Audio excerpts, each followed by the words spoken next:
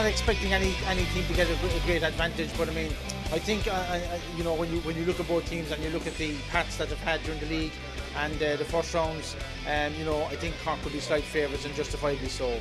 I think Cork can handle the conditions. I mean, they're a big side. They're no longer able to be pushed around so. And I think, look at the weather forecast for Sunday is going to be showers and maybe bright spells. So I think no matter what the conditions are, I think Cork are going to be up for it. But I can't see them playing to the same level as they played against Tip. And I think that's going to be a worry for them. You know, if I was in charge of Cork this weekend, I'd be saying to them, go for the juggler, go for the goals, get after Waterford early, get after their suspect full back line and try and hammer home things early on.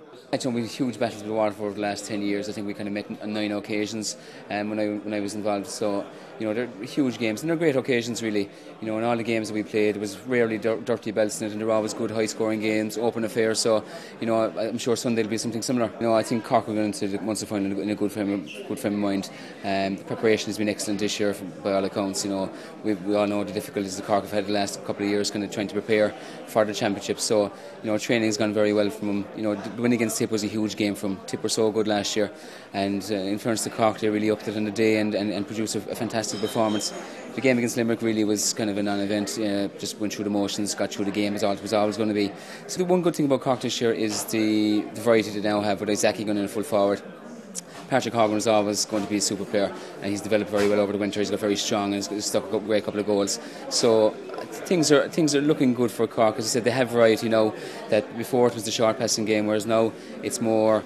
You have various options. You can hit a high ball into Izaki and or else play it short to Ben and the lads. So I think the forwards are going well. I think Waterford will be quietly confident. You know, all the talk over the summer has been about Cork, and particularly, I suppose, centering around Isaki O'Halpine, and Waterford's.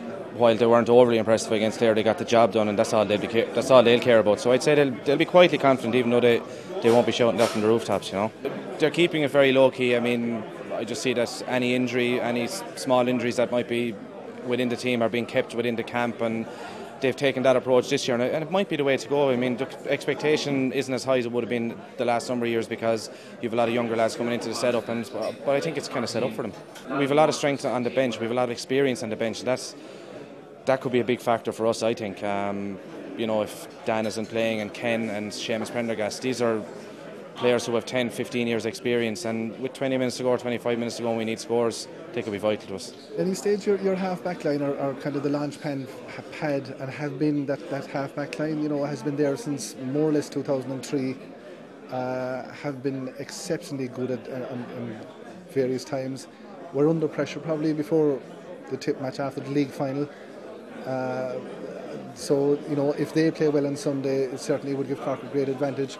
Tom Kenny and Cahill knocking in midfield, two speedsters with, you know, speed and experience, and I suppose Asaki's form in the first game, like, would certainly at 6'7" he would certainly be a key man, as will Patrick Horgan and Ben O'Connor probably, you know. You know, Cork have played 9 times in the last 10 years. There's been 4 wins each and a draw, so, and never more than 5 points between the teams. So I'd expect something similar, with hopefully Cork coming out in a kind of a 2 or 3 point victory.